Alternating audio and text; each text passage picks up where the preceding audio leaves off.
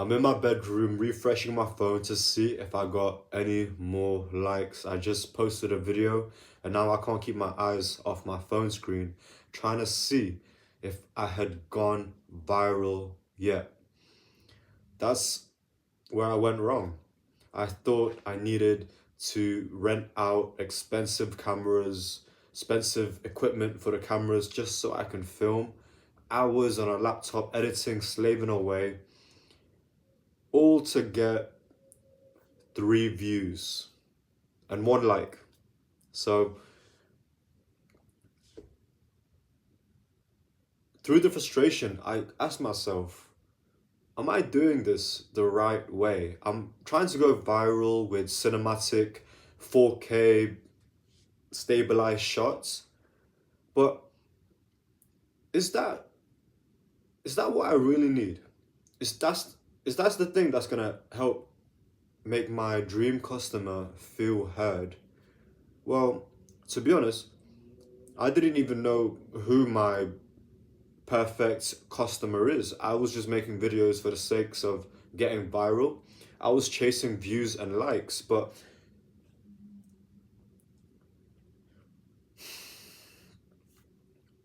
if you get 1 million views, but it's 1 million views from moms, but your product isn't for moms, then is it really good to be striving to become viral? 1 million views from people from India all the way on the other side of the world, people who can't even buy your product. Is it worth chasing views like that? Or is it better to have 20 views, but it's 20 people who are hot and wanting and needing to buy your product immediately because your product solves their problem? This is where I realized I was chasing the wrong things. I was chasing things to make me feel cool, to make me feel heard, to give me the attention that I didn't get growing up. I was chasing numbers.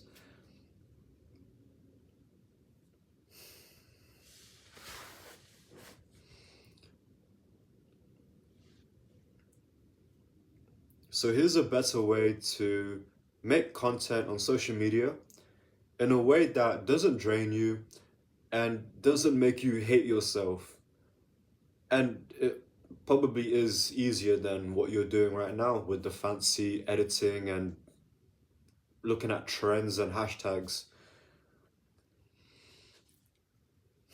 So you know what your product is, you know what you're selling, but do you really know who your customers are? Who, because right now we're just making TikToks for the sake of making TikToks. We're trying to go viral. But in the case, in my situation, I'm aiming to get business owners with my content. And if you think about it, there isn't millions of business owners out there. There's not many out there. So to be chasing millions of views, that's just pointless because again, we're attracting people who can't even buy our products from across the world. We're chasing moms when we're not necessarily selling to moms.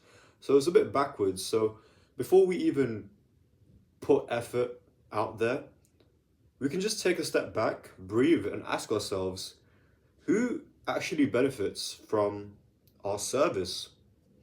Because it's not everyone. And if you realize that the people who benefit from our service is not actually a lot of people, then it's okay not to have a lot of views or likes. If we start approaching it this way, then our self-worth isn't tied into how many likes we get. We keep refreshing our page to see if we got any more likes or any more views. But we're getting likes from spam accounts or, you know, people from across the world who doesn't care about what you're selling. So a way to do this for a long time,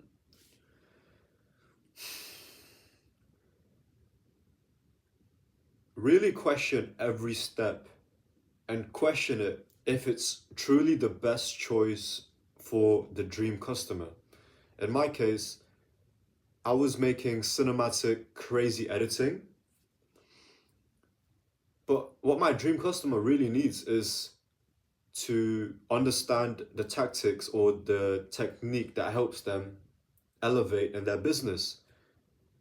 All they need is to understand what I'm saying. So, using big, crazy, cinematic, whatever the heck, editing, that's actually going to take away from the learning that they need. So, it's actually better if I'm just sitting down, no editing, one take, talking. Because I realize my dream customers are gonna be people with better attention spans, so they don't really need to be kept engaged with stimulating editing. So by me doing the extra stuff, me hiring cameras and editing and hiring fancy equipment, that's actually distracting from the message, from me serving my dream customer. Now, if if you're making content for the sake of more views, so if you run like a makeup channel or you do fitness, that's going to be a broader range of people rather than just business owners, because young people, old people, they always want to better themselves with fitness. When it comes to that,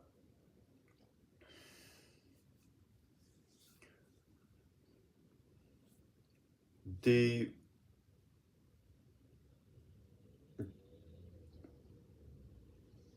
the act of not putting your self-worth into views and likes still applies, even though, you know, a million views would be good.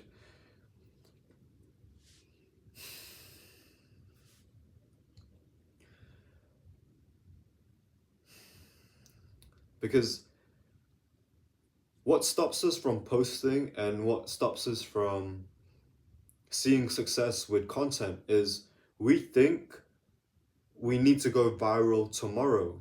So even though we're trying to get a million views in your scenario, we're trying to go viral tomorrow. And that's kind of like being in a relationship and you're scared of your partner is leaving you because they're more attractive than you are. If you approach it like that, oh, I need to keep that partner, or oh, I need to go viral tomorrow, you're actually performing from a place of clinginess. You're actually making the choices of a broke person because you need to make money tomorrow. You need to get rich tomorrow. And because you need to be rich tomorrow, naturally the choices that you make that would make you successful, you're not going to be making those choices because you're not making the choices from a success perspective. You're making the choices of a broke person who needs to make money tomorrow. And fair enough, we may need to make money tomorrow, but the the thing that stops people from seeing success with content is they think they can just do a dance or make a cinematic vlog and they're good. They can, that's it, that's all they need. So they rush it, they rush their execution, and they execute from a broke person. They don't execute from the success because they're rushing. I see people quit content because of their poor expectations, not just poor expectations just from acting from a broke person, but their poor expectations from thinking that the big money is coming this month. No. When you make content, the big money is not gonna come this month or even this year. Maybe within 2 years, but thinking we need to be successful tomorrow is what actually stops us from posting because, again, because we're in a rush, we're trying to go viral tomorrow. When we make things, we're making it as a broke person. We're making it as someone who is clingy, like in a relationship. And because they're clingy, they're overthinking, they have so much doubts. They they overthink the font, the color, the filter, the story, our voice, how we look on camera. Oh my gosh, I don't like how I look on camera. Oh my gosh, I don't like my voice. Because we're operating from a broke person, we have so much doubts and insecurities to the point that it numbs us. And the reason why it numbs us is because we think we need. The reason why it numbs us is because we think we need to be rich tomorrow. See how funny that loop is? And we need to break it because the money is gonna be in the long term. You may be lucky and you may get viral tomorrow,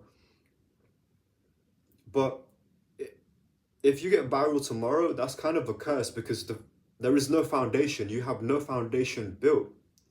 And we don't want to just. Success doesn't need to take long, but at the same time, the reason why we quit early is because of our expectations of thinking we need to be rich tomorrow. So now we have that expectation that, okay, you know what? This YouTube video, he's making a bit of sense. You know, nothing good is fast, and success. You know that saying, it takes 10 years to make an overnight success? Yeah. So if you're starting to see where I'm coming from about success is not going to come in the short term, then you're starting to see that, okay, success is going to be in the long term. So then how do you do this thing of making content for a long time without getting bored, or the opposite, without burning out and giving up? Because you may remember back in the original days of YouTube, do you remember when just to be YouTube famous, you could just lip sync the Pokemon song or lip sync a popular song, and that would get you 1 million subscribers, right? If you remember, there's this original YouTuber. His name is Niga Higa, or his real name is Ryan Higa. He was the like first original big guys on YouTube. He made comedy skits, and in the interviews, he was saying how he got burnt out writing scripts all day, every day, and at the end of the day, he might not even use that script. He got burnt out. On top of that, he was comparing himself to Mr. Beast, you know, the hyper edited, crazy concept, giving an island as a prize. Do you understand? Like, the original YouTuber, Ryan Higger, was getting burnt out. He was comparing himself to other people. And we can learn from that because if you're starting to believe me that success is going to be a long-term thing, and the success and the real money that we're looking to make is not going to come this month, this week, or not even this year. It's going to be a decade probably to see the real money. If that's the case, how do we do this thing for so long without it getting boring and without us wanting to end it?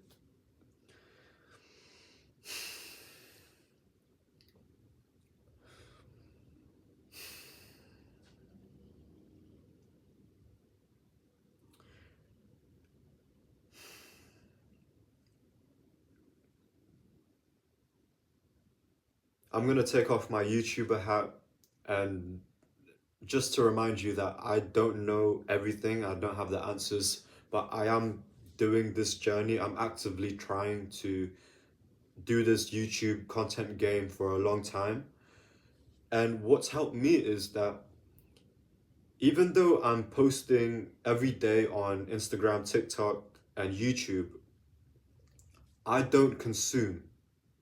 I don't scroll on Instagram or TikTok. If I wasn't trying to be a content creator, I would not have Instagram or TikTok.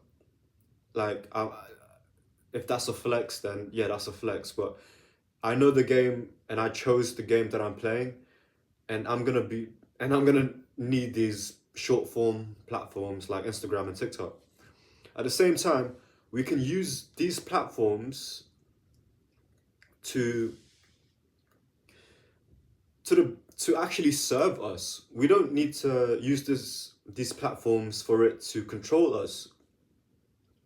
That's easier said than done because, you know, billions and billions are spent on these platforms to make them more addictive.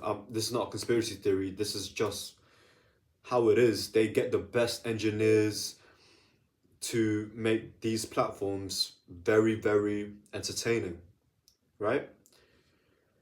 So much so, the fact that the engineers who make these apps, they don't let their kids on social media. Like, just think about that for a second. But again, this is not a conspiracy thing. Just think about it in terms of first principles. So to be able to do this game for a long time, we must enjoy it. There's a billionaire, his name is Naval.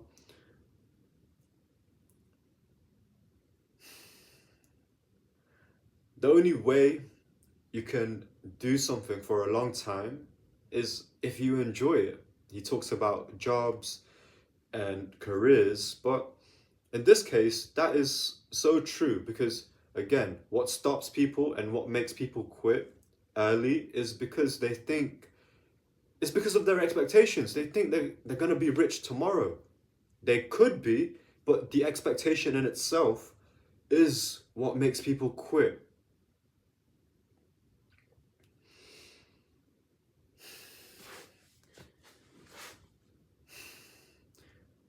So, why I brought up Instagram, even though I'm a content creator, I do not use these things because we know how addictive they are. But with the example I gave with that OG YouTube Ryan Higger,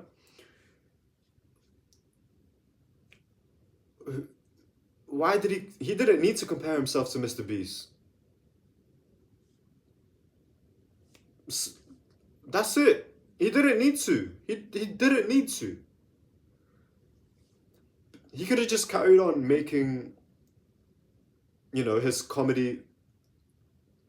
He could just continue carrying on. If that was fulfilling to him, he could choose to carry on making his type of videos. But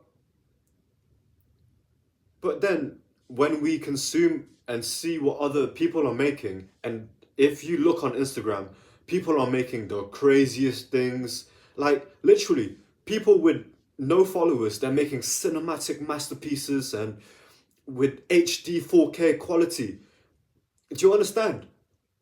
The, do you understand? Our competitors, their content is crazy.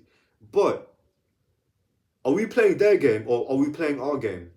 He could have just, the original YouTuber, he could have just continued to do the things that he found passion in. The reason why he started YouTube to begin with, he could have just carried on with that.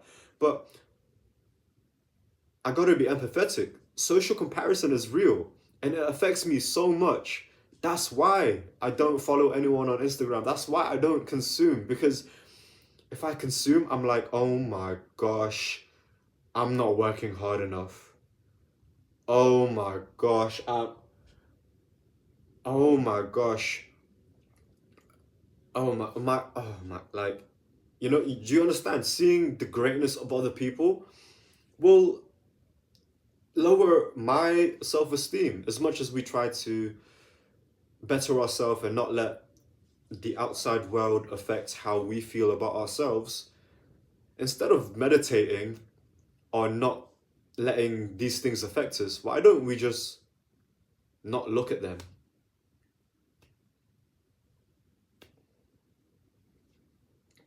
So I don't want to just give you an advice because I don't really know where you are in your journey. I'm just a YouTube video. This is your journey. I don't want to just give you advice. So what I'm trying to say is what that means for you to make your craft enjoyable, your content, make it so enjoyable that you're just going to be doing it for a long time without burning out. You know that more than I do. So for me, I've applied it by, as much as I enjoy editing and hiring out fancy camera equipments, I know I'm not able to keep that up. I'm not able to keep up the 20 hours of editing per one video, which is what I used to do. I'm not able to keep that up. So we may as well structure our own game of content in this case.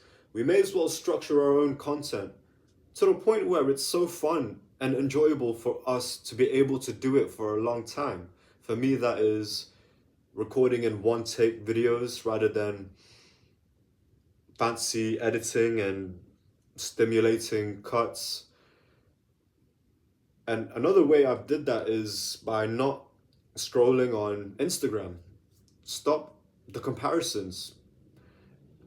Instead of stopping comparing myself to other people, I just stop watching their content.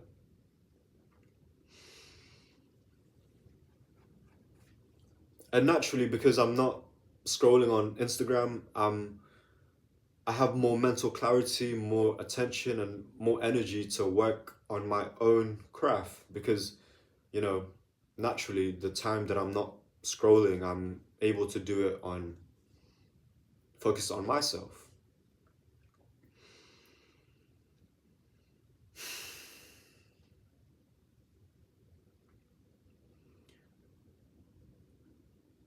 You may have been expecting technical tips like, oh, upload specifically every day at this time, and but no, really, it's how can you do it for a long time without burning out and giving up? And I can give you a general view of how you can do that by making it into a fun game, but only you know what you like and how you can make it more fun and not hit yourself while you make content and not get drained by 20 hours of editing and not get drained by comparing yourself to Mr. Beast.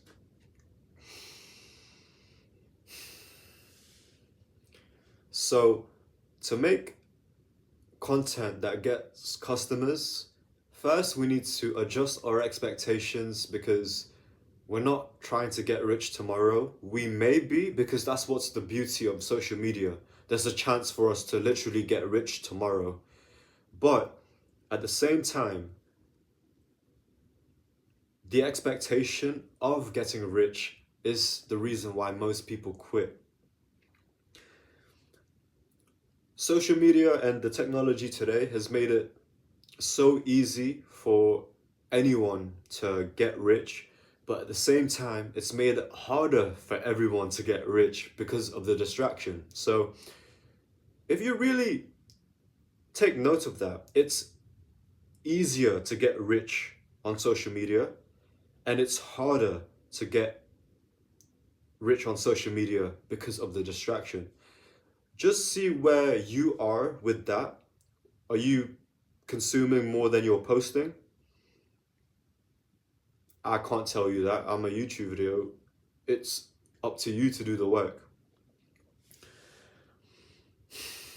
So know who your customer is, your best ideal dream customer, and how can you get your offer, your service, your product in front of that dream customer in a way where you can do it for a long time without burning up, without burning out and giving up. How can you do that? Let me know if you gained any more clarity from this video. Thank you for being here. I prefer if you didn't use Instagram. I just mentioned in that rant that it's better if we don't use Instagram and we put that attention into honing and getting better in our art and our craft and our game of content creation. But if you know yourself and you know it, you will be scrolling after this, then give me a follow on Instagram. It's Teddy Burberry. I post daily motivational things to help remind you. So I wish you the best in your journey.